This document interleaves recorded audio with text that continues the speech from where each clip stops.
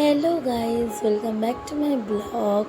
আর আজকে হলো আমার বরের জন্মদিন। এটা হলো পরের দিন, সরি, আগের দিন রাতে আমি সাডেনলি প্ল্যান করি যে আমি ওকে একটা কিছু গিফট দেবো। সাডেনলি প্ল্যান বলতে প্ল্যানটা আমি অনেক দিন আগে থেকে করে রেখেছিলাম, কিন্তু সেই দিনেই আমাদের একটা অনুষ্ঠান বাড়ি পড়ে গেছিলো।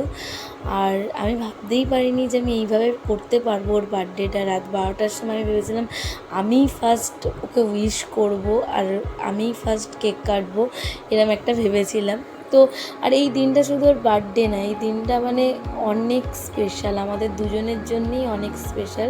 কারণ ওর জন্মদিনের দিনেই আমাকে ওর বিয়ের জন্য প্রপোজ করেছিল ও আমাকে। তো দেখতেই পাচ্ছ আমি এখানে সব কিনে কাটে এনেছি, আর আমার ননদ আমাকে খুব হেল্প করেছে এটাতে। আর তারপরে রাত্রিবেলা এসে আমি 9:30টার সময় এসে সব রেডি করেছি, ঘরদোর গুছিয়েছি, এখানে ডেকোরেশন করেছি, ছোট্ট একটা গিফট, ছোট্ট দুটো পেস্ট্রি এনেছি। যেরকম তাড়াহুড়োর মধ্যে দিয়ে করেছি, আমার ভাবতেও পারিনি যে আমি এটা করতে পারবো। আমি ভেবেছিলাম বার্থডের দিনকারই করব, কিন্তু তার আগের দিন 12টার সময় সেলিব্রেটটা মনে হলো যেন যে আমিই আগে করি। আর আর আমি তোর ওয়াইফ, সেই জন্য মনে হলো যেন আমি ওকে ফার্স্ট গিফটটা দিই, তারপরে তোর বন্ধুবান্ধবরা আছে ওকে দেবে। তো এখানে ছোট্ট করে দুজন মিলে একটু সেলিব্রেট করলাম। আর এই দিনটা আমি একদমই ভুলি না।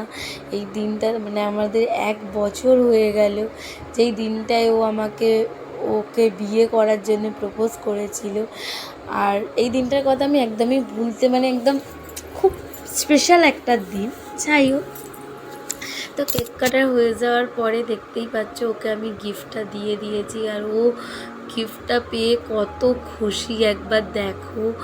ও আমি ভাবতেই পারিনি ও এত সুন্দর ও খুশি হবে। আমি এত সেরকম কিছুই দিতে পারিনি।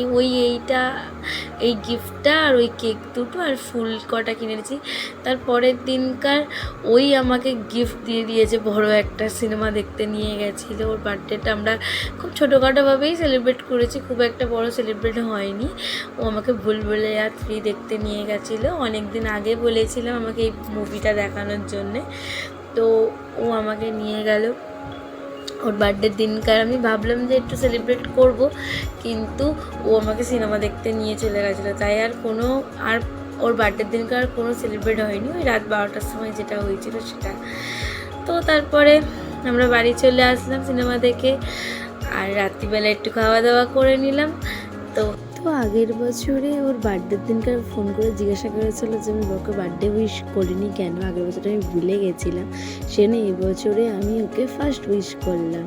ভিডিওটা ভালো লাগলে লাইক করে দেবে। Thanks for watching.